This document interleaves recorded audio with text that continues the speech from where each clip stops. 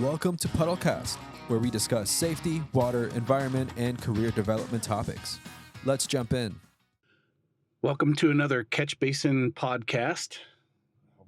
Coming to you from Missoula, Montana today. Just dropped my son off. He's going to become a Grizz, and so we're working our way back to Maple Valley, Washington, and heading home.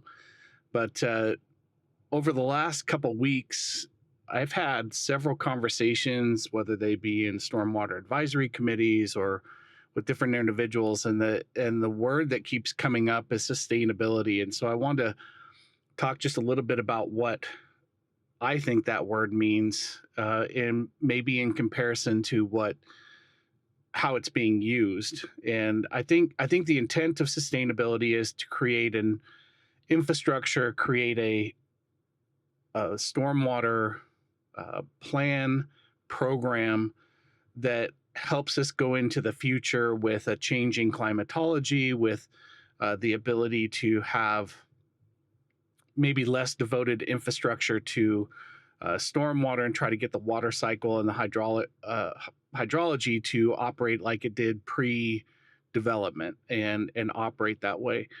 But we use that term sustainability in a lot of different ways, and politicians use it to become elected for office, and they use terms like green and environmental to help get elected.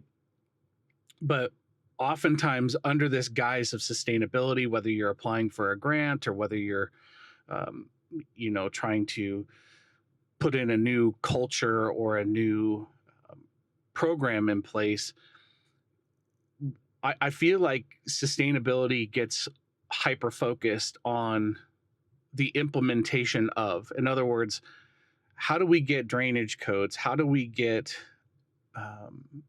BMPs, low impact development, green infrastructure? How do we build this into our current system? But oftentimes that's where the conversation stops. It's really about getting it adopted, getting it accepted, finding places for it to work within a jurisdiction or within a facility. And then we get all real excited about the fact that we're doing something and we feel good about it. And it's sexy. It's something you can put on a pamphlet. It's naturalizing things, so you feel good about yourself when you do it. But then 12 months, 16 months, 24 months, 3 years, 5 years later, that thing is derelict and it doesn't work anymore and it's not been functioning. So my question then is that sustainable?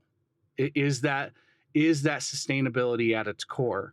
By putting something in and whether it be a bioretention facility or a permeable pavement or downspout filters or whatever, we invest in the implementation of, we invest in the permitting and the plan writing and the acceptance of it, and we get it to look real nice and we get all the plants in there and they look good, and then you come back to it later on and there's no money, there's no effort under the term of sustainability to keep this thing operational. And oftentimes these things are put in without that consideration. They're put in without having all the tools or the training necessary to know how they work or how they operate, so that operations departments or facility managers actually know what to do with this thing and how often they have to do it.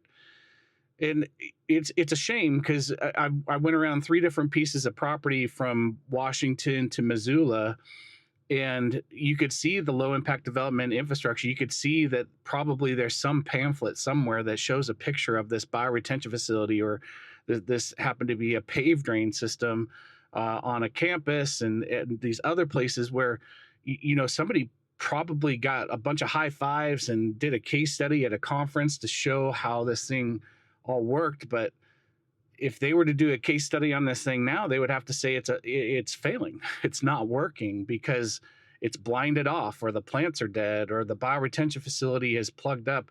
Had some other conversations about flooding events that have caused high sediment impact loads to other types of stormwater devices, and people that either aren't trained or it's not their job having to access those things and clean them out because they're non-functional anymore. And I really feel like operations and maintenance is an aspect of sustainability that we don't talk enough about. We don't plan it into the budgeting. We don't plan it because it's not sexy. It's not something that everybody gets ramped up about.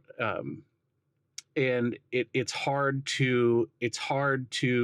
limits the number of these features because you're going to actually plan for the maintenance and operations of this thing in a long-term sustainable application on a landscape rather than just get more of them in. And I think that philosophy really needs to be evaluated when we sit around these tables and we have these conversations and we get excited about greening a hardscape or, making a low impact type of philosophy. We have to include the long-term sustainability of that, which is the operation of it and making it functional. And that money needs to be available to do that. And we're seeing this is 2 weeks ago now. I also went out and saw 2 new pieces of equipment. One of them was actually I've seen 3 new pieces of equipment as of late that are trying to bring more efficiencies into the operations and maintenance. One of them is a sweeper truck that has higher capacity in the hopper, so you can get more streets done before you have to go dump. Another one is a recycle reuse truck that can do more infrastructure without having to go to a decant facility. So the chamber, the hauling capability of it to haul solids rather than haul liquids is much higher. The other one was a permeable surface cleaner. And they all have their positives, they all have drawbacks, but you can see how there's some efficiencies being built into those. But there are very few of those pieces of equipment. One of them was the 6th truck in the United States of America. The other one was the first of its kind in the US. And so when you're looking at those type of things and thinking about how much infrastructure is out there, and maybe our traditional sweeper trucks or our additional eductor trucks can't do what's necessary to clean up or maintain these sustainable features, we got to plan for these new pieces of equipment to come online, and they're going to keep coming because we're going to keep having more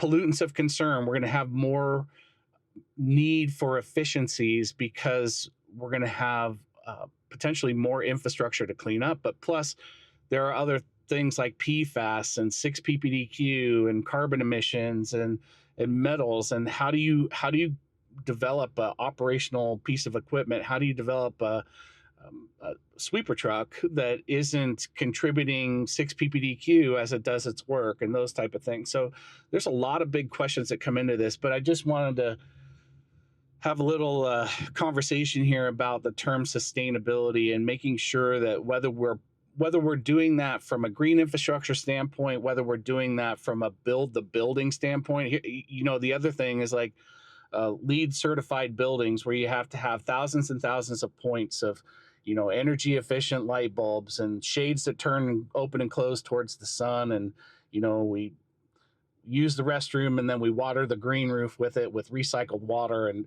all these kinds of things, and we tout the LEED certification of it. But during the construction activity, we allow 250 plus NTU water to discharge off this facility that we're building and essentially crap out the creek. Have we really been sustainable in this development? We've done essentially 70 years worth of damage during the construction activity, but the mayor gets to cut the ribbon and say, oh, look at our green infrastructure, look at our green building, and look how sustainable and environmentally efficient we are, in the long term. So I think sustainability has a bigger message, and I would encourage anybody that sits in these type of meetings, these planning meetings, or uses that term to consider that it's not just a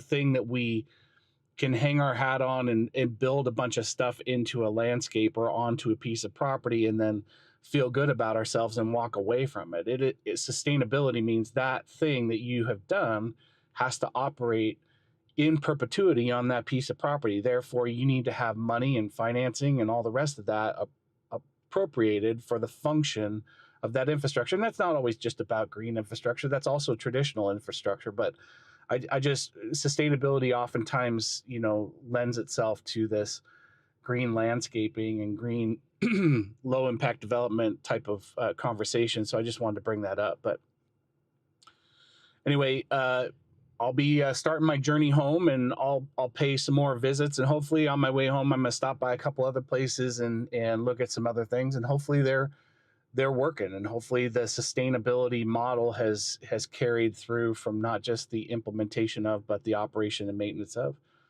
You want to add anything to this conversation? You think I'm full of it? Whatever, please go ahead, drop a comment, give us a call, do whatever.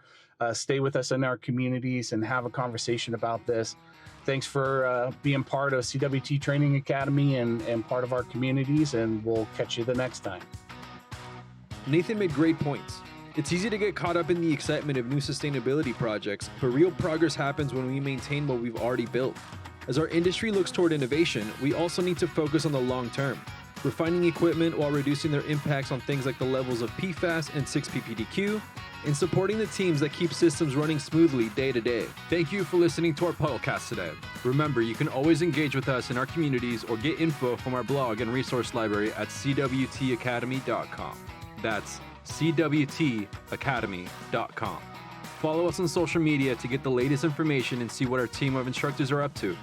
We hope you tune into the next Puddlecast, where we will discuss more water, safety, environmental, and career development topics. Bye.